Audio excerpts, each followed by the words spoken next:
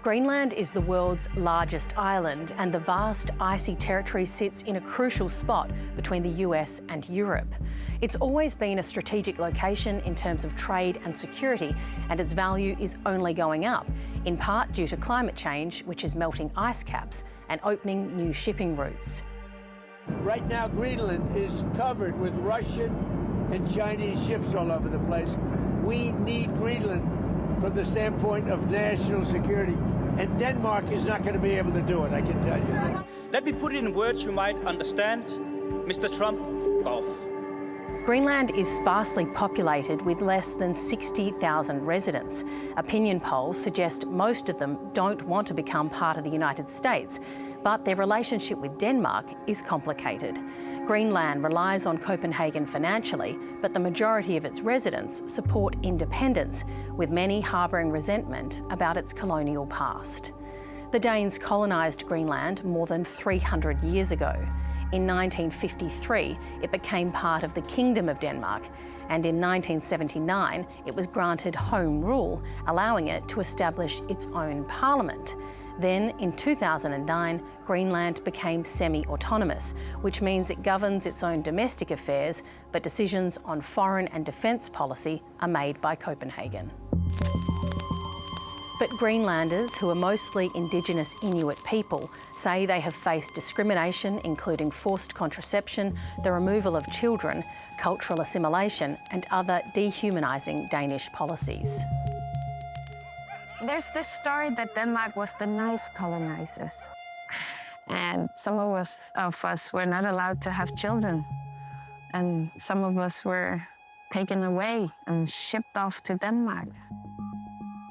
Last year, Denmark's Prime Minister apologised for historic injustices.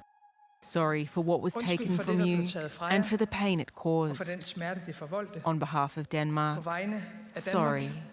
Greenland has been politically and culturally associated with Europe since the 9th century, but geographically it's part of the continent of North America, and US interest is nothing new. 2 American administrations before Donald Trump tried and failed to buy it, under Woodrow Wilson and Harry Truman. During World War II, the Americans occupied Greenland to ensure it didn't fall into the hands of Nazi Germany. After that came NATO, a military alliance of which Denmark and the United States are both founding members, promising to back each other up against foreign aggression. Any US action to forcibly take Greenland would effectively rip up that deal, which could be devastating for European allies given the increasing threat of Russia amid the Ukraine war. Another reason Greenland has found itself at the centre of an international tug-of-war is its untapped natural resources.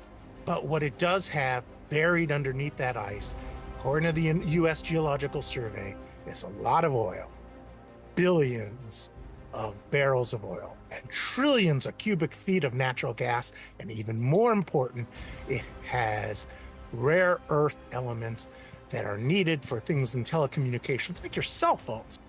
So, international interest in the island is unlikely to diminish anytime soon, but Greenland's government has long said it's not for sale and stressed that its future will be decided by the people of Greenland. Greenland is not and will never be for sale. Greenland is for Greenlanders. And that's how it is, and that's how it's going to be forever. Carl Bildt is the former Prime Minister of Sweden and is now the co-chair of the European Council on Foreign Relations. I spoke to him earlier. Carl Bildt, welcome to the program. Good morning, or good evening, sorry. Key European leaders talking about the US's talk about acquiring Greenland have put out a statement talking about how national sovereignty needs to be respected, how national borders need to be respected, but there doesn't seem to be much in the way of direct criticism of either the US or President Trump. Do you find that surprising? No, I find it rather appropriate that one starts with principle. It's not a question of President Trump. It's a question of sort of safeguarding fundamental principles of international order, which is sovereignty and territorial integrity. And then one would hope that President Trump, or at least some people in his vicinity, gets that particular message, because these are sort of values and principles of international order that are very fundamental. What do you think of the world we're living in now, where the US is even talking about possibly using military forces to take control of Greenland? I mean, when I listen to the different voices coming out of primarily the White House, I get the impression that they are somewhat intoxicated with their own powers at the moment. I mean, they think they've been extremely successful, tactically, militarily they have. In Venezuela, they think they can do anything. There are no limits to them. And if you listen to Stephen Miller, the Deputy Chief of Staff, the other day, he said effectively niceties like international law doesn't come into the picture. It's a question of the world is ruled by force and by power. And that's the way they see it. I mean, that is, in our European opinion, I think a fairly dangerous thing. I mean, the world should also be ruled by things like friendship, alliances, treaties, and those sorts of things, but that doesn't come into the picture at the moment. Would you like to have seen and still see a more, I guess, forceful response from European leaders to what the US is talking about? Well, it was a difficult balancing act. I mean, you have to give it to them, because it was at the same time as they were sitting in Paris trying to get the Americans to behave somewhat more sensible on Ukraine and get them on board for certain things. And of course, Ukraine, the Russian aggression, is absolutely fundamental to European security. So I can understand it was a difficult drafting exercise. What European leaders did was all of them underline the importance of international law and concern for the respect of international law, while in only rare cases being explicitly critical of the US. Mark Leonard, as you know, the director of the European Council on Foreign Relations, the body you co-chair, says privately, in his view, European leaders are panicking about what could happen next in Greenland, what they may have to do. Is that your read of their private thoughts, their private musings as well? They are extremely concerned by the Greenland, obviously, but not only Greenland. If the message is, which it is at the moment coming out of the White House, that, well, international law is not something that's for the birds. Power is what rules the world. And we have the right to do whatever we want in our neighborhood because our neighborhood is our neighborhood. I mean, countries in the vicinity of the United States have limited sovereignty. That's roughly what they're saying. Well, I mean, that's a message that I think is received with a certain amount of appreciation in Moscow and Beijing.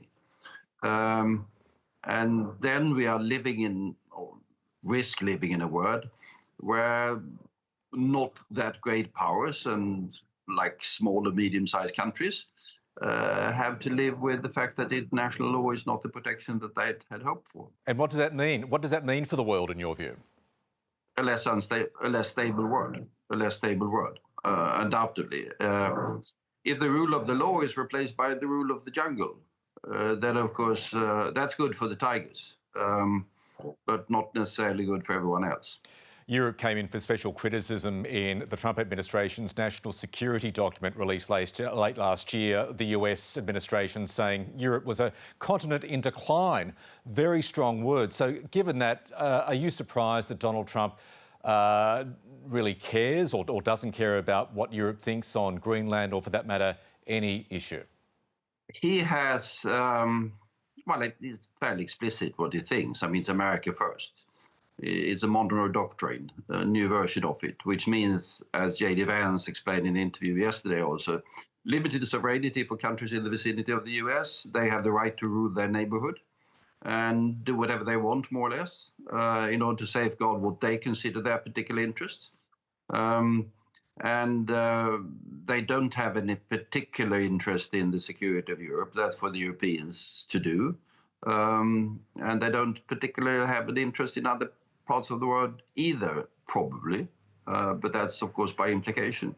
And, of course, by implication, then, of course, if they have the right to limit the sovereignty of countries in their neighborhood, I mean, the risk is, of course, as I said, that other powers, notably Russia and China, could see this as something that applies to them as well. Carl Bildt, appreciate your time. Thank you. Thank you.